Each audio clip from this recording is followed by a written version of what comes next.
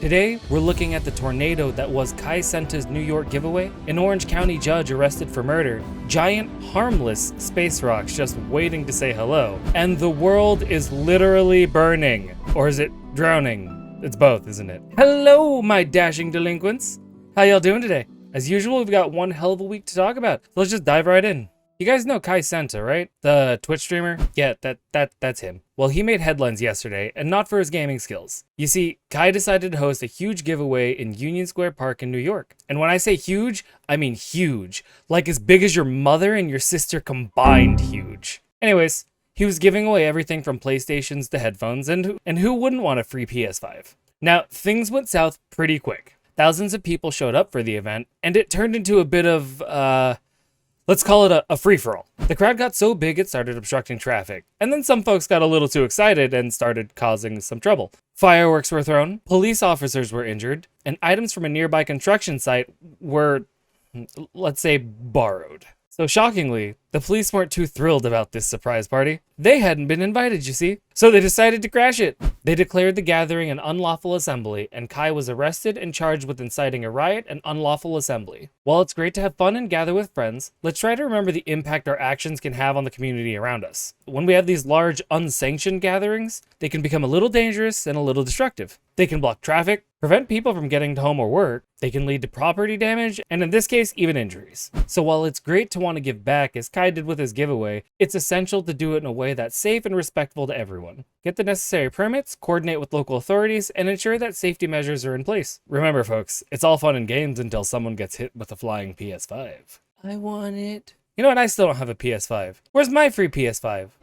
PS5, please. Can I have one?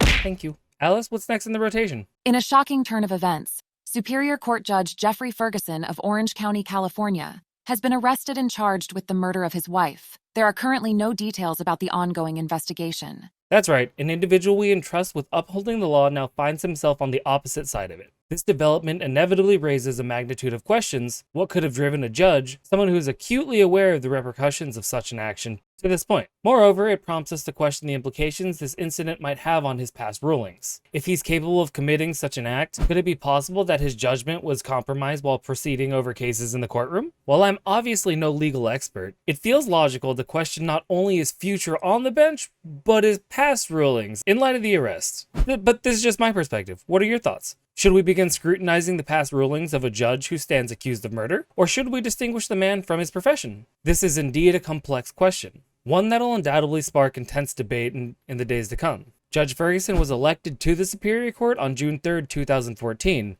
That's a significant number of cases, rulings, and lives impacted by his decisions. So what about those who were convicted based on his rulings? How must they be feeling at this moment? Do their cases warrant a reevaluation now? I mean, our legal system is fundamentally built on trust. Trust in the process, trust in those who enforce the law, and most importantly, trust those who interpret it. When that trust is shattered, it's not just one individual who's infected. It's all of us. Because if we can trust our judges, then who can we trust? Scientists have discovered a potentially hazardous asteroid, but assure it poses no risk to Earth for the foreseeable future. Observations found that the asteroid's closest approach brings it within 140,000 miles of Earth's orbit, placing it closer than the moon. I mean, I don't know how much their assurance is worth to me, considering they're saying it will be closer than the moon. I mean, I can see the moon from my backyard. This is literally the plot of that Netflix movie, Don't Look Up.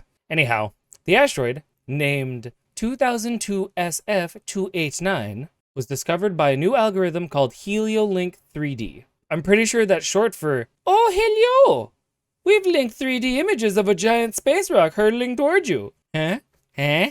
Huh? Oh, you loved how dumb that was. Don't even lie to me. So anyhow, this thing is 600 feet long. To put that in perspective, that's about 2 football fields. If it were to hit Earth, we're talking major catastrophe. So, let's see. A blast equivalent to 100 nuclear bombs. Cities would be flattened. Dust and debris could block out the sun, leading to what scientists call a nuclear winter. Winter soldier.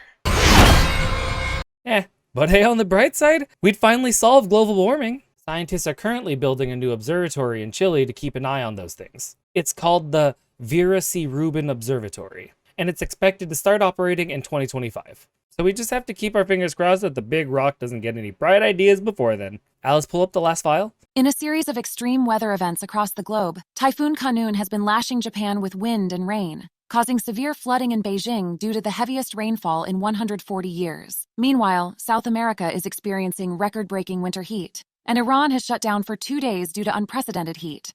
So Typhoon Kanun, with the equivalency of a Category 4 Atlantic hurricane, has brought heavy rainfall and high wind gusts to China's eastern Zhejiang province and along the coast near Shanghai. Also, if I pronounce either of those wrong, bite me.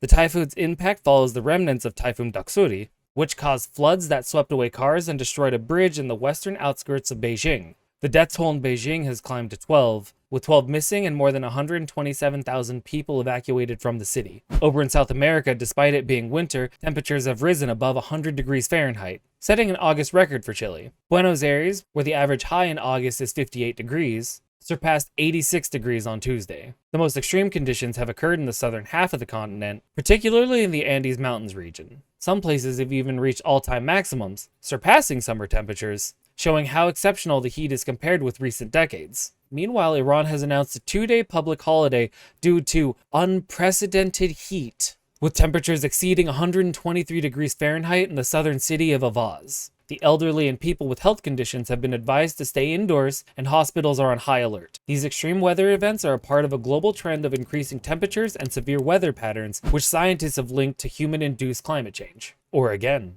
at least that's what they're telling us. As these events unfold, the world is witnessing the tangible effects of climate change, affecting millions of people across different countries. Well, that's about it for our weekend roundup. I hope you have a great weekend and do your best to keep cool, and don't let any of this doomsday information ruin your week. Live your life to the fullest while we still have a chance. So delinquents, stay weird, stay safe, and I'll see you next time at the weekend roundup.